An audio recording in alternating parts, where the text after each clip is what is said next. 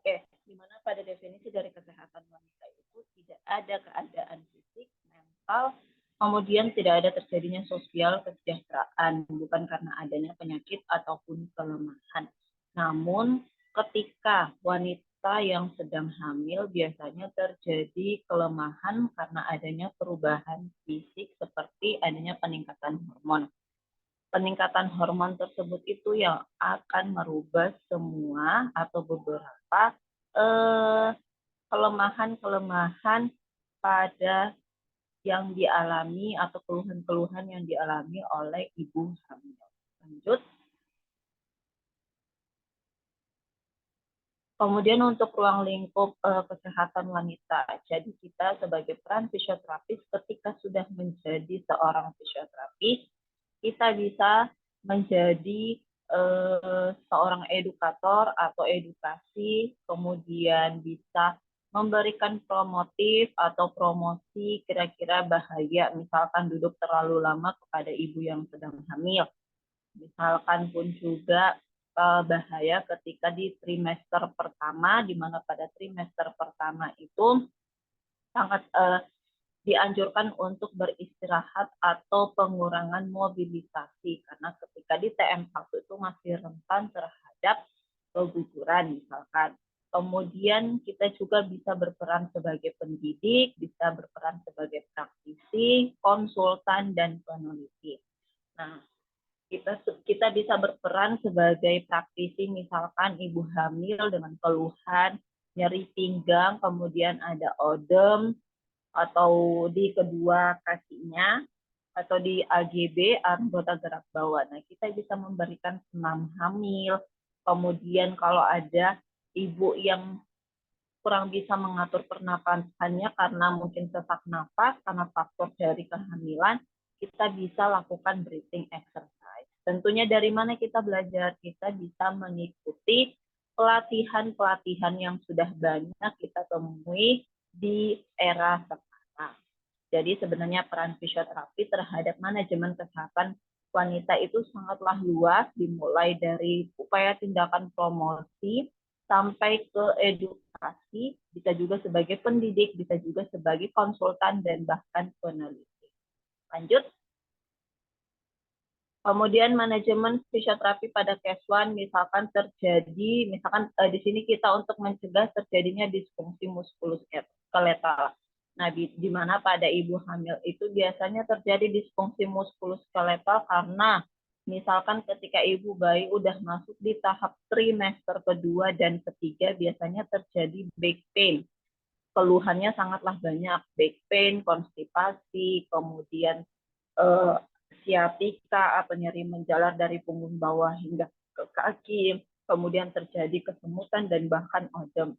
Nah, kita sebagai fisioterapis memanajemen tersebut dengan menggunakan apa? Dengan perbaikan postur. Kemudian kita bisa memberikan edukasi kepada pasien tersebut untuk melakukan olahraga, yoga, jalan, renang, itu juga bisa termasuk dalam proses edukasi. Bahkan kita juga bisa memberikan upaya-upaya intervensi seperti senam hamil. Kemudian poin yang kedua, disfungsi muskuloskeletal terkait kehamilan dan persalinan. Nah, ini sudah menjadi satu kesatuan, terjadi disfungsi sendi, back pain, dan lain-lain. Kemudian kita juga sebagai edukator atau konsultan misalkan. Di sini manajemen kehamilan berisiko. Jadi misalkan si pasien tersebut ada riwayat penyakit tertentu sehingga harus dibatasi dalam kegiatan aktivitas sehari-harinya, maka perlu dilakukan edukasi, misalkan lebih banyak beristirahat dibandingkan dengan beraktivitas. Selain itu pun juga nutrisi dan vitamin juga sangatlah menunjang dalam menjaga kehamilan tersebut. Kemudian manajemen nyeri. Nah, biasanya ibu-ibu hamil ini sangatlah banyak keluhan karena adanya perubahan fisik dan perubahan postur. Di masa kehamilannya, kita sebagai fisioterapis bisa memberikan relaksasi dan masaj. Nah, kalau untuk relaksasi itu sudah include termasuk ke senam hamil. Nanti teman-teman akan dapat senam hamil bersama Bu Fatim. Di sini saya mencontohkan satu kasus saja. Kemudian masaj. Kalau massage itu bisa diberikan, bisa dipijit atau bisa dipijit ringan pada ibu hamil yang mengalami nyeri, tapi tidak yang sangat penekannya tidak yang sangat kencang. Lanjut.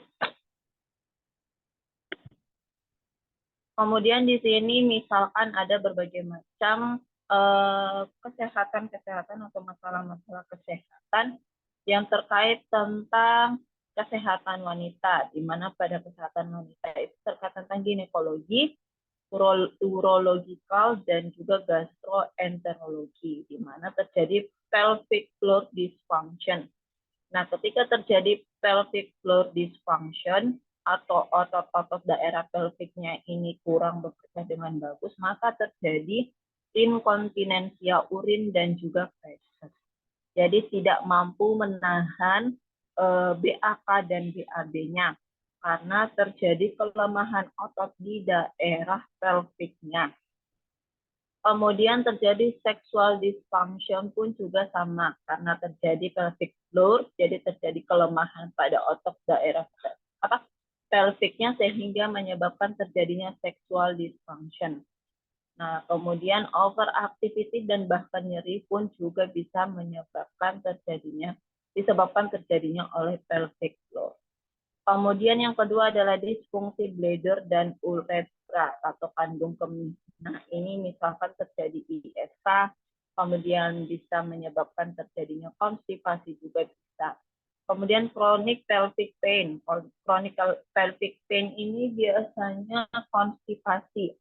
Konstipasi itu disebabkan karena misalkan pada ibu hamil tingginya kadar hormon progesteron, di mana pada kadar hormon progesteron itu bisa memperlambat kerja usus sehingga menyebabkan terjadinya konstipasi. Tidak hanya itu pun juga, biasanya pada ibu di usia kandungan trimester kedua dan ketiga, karena kandungan atau janin yang sudah membesar, maka akan menahan atau misalkan akan membatasi ruang gerak dari si usus tersebut.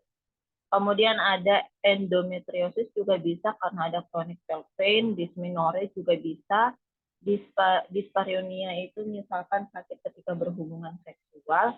Kemudian biasa terjadi PMS pada wanita ya, ketika wanita ingin datang bulan, kemudian PMS itu hal yang wajar ketika selama tidak mengganggu aktivitas kita sehari-hari. Kemudian di sini juga ada post gynecology surgery rehabilitation. Nah, manajemen fisioterapi yang perlu kita berikan adalah terkait tentang lymphedema management.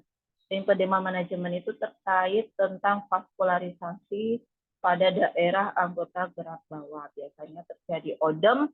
Bagaimana cara kita sebagai seorang fisioterapis untuk meminimalisir dari segala keluhan-keluhan tersebut.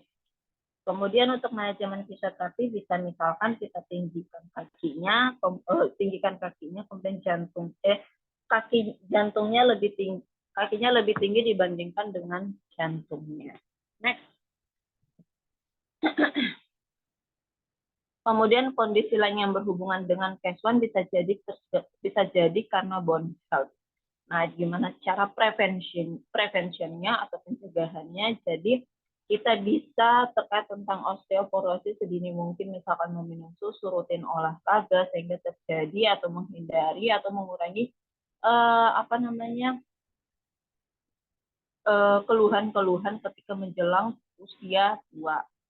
Kemudian di sini ada post breast surgery yang kurang lebih sama, terdapat lymphedema management, gimana caranya agar tidak terjadi odem pada daerah sekitar payudaranya dan tidak menimbulkan keluhan-keluhan karena adanya keterbatasan anggota gerak atas seperti di tangan dan pun shoulder. Kemudian di sini ada manajemen fibromyalgia dan chronic pain. Biasanya kalau ibu hamil terjadi back pain, kemudian ada neck pain juga. Nah, kita bisa masuk, kita bisa stretching ringan pada daerah-daerah tersebut. Kemudian eating disorder education. Jadi di sini ADL kita, activity daily living kita atau aktivitas kita sehari-hari terkait tentang program exercise kita sehari-hari dalam meningkatkan ADL kita. misalkan rutin jogging, misalkan rutin olahraga senam, aerobik, zumba, dan sebagainya. Next. Kemudian manajemen fisioterapi selama kehamilan. Nah, di sini biasanya ada beberapa keluhan ya. Yang pertama, kelelahan atau fatigue, biasanya tidak diketahui penyebabnya atau idiopatик. Kemudian berkaitan dengan penurunan laju metabolisme pada awal kehamilan. Biasanya di trimester pertama ibu hamil gampang capek karena terjadi penurunan laju metabolisme karena hormon estrogen dan progesteron yang tinggi tadi, sehingga membuat wanita atau ibu hamil tersebut gampang capek. Kemudian palpitasi jantung, terjadi peningkatan kardiak output, jadi detak